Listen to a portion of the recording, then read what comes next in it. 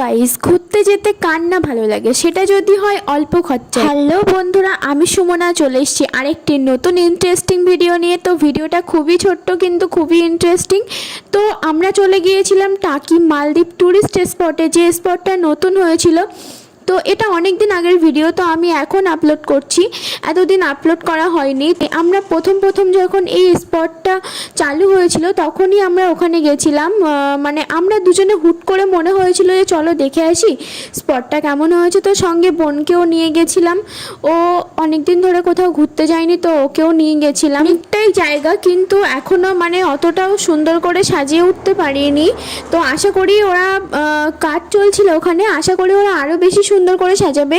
তো আমার এই জায়গাটা খুবই ভালো লেগেছে, মানে ছোট্ট একটু ঘুরতে যাওয়ার জন্য এই জায়গাটা খুবই সুন্দর। আমার মনে হয় সন্ধ্যেবেলা টাইমে আসলে আরও ভালো লাগবে। তো তোমরা একবার এই জায়গাটায় এসো, সন্ধ্যেবেলা টাইমে এসে দেখে যাও কেমন লাগে। তো আমরা গিয়েই মনে হয়েছিল একটু বোটিং করে নিই, বেশি হাতে সময়ও ছিল না। তো আমরা সঙ্গে সঙ্গে বোটিংয়ে চলে গেছিলাম, আর ওখানে বোটিং নিয়েছিল পার হেড 20 টাকা করে। সত্যি আমার এটা খুবই ভালো লেগেছিল যে ওই বোটিং করার জায়গাটা অনেকটাই বড়, প্রচুর বড়। আর আমরা সেখানে আধ ঘন্টা বেশি বোটিং করেছিলাম, তখনও পর্যন্ত আমাদেরকে ডাকেনি। তো আমরা বোটিং করতে করতে এত কষ্ট হয়ে গেছে যে আমরা ইচ্ছে করেই ওইখানে গিয়ে আমরা বোটটা ফেরত দিয়ে দিয়েছি, আবার নেমে গেছিলাম। প্রচুর জায়গা, সবার মুখের এক্সপ্রেশন দেখলে অবশ্যই তোমরা বুঝতেই পারছো যে সবাই কত খুশি। আর আমার বোন তো নিজের মনের আনন্দে দেখো মানে কত সুন্দর করে বসে আছে, আনন্দ করছে।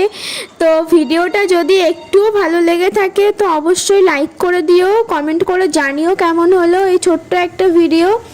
ভালো লাগলে অবশ্যই একটা কমেন্ট করো। আর আমাদের চ্যানেলটা নতুন হয়ে থাকলে চ্যানেলটাকে প্লিজ একটু সাবস্ক্রাইব করে দিও। বাই, দেখা হচ্ছে পরের ভিডিওতে।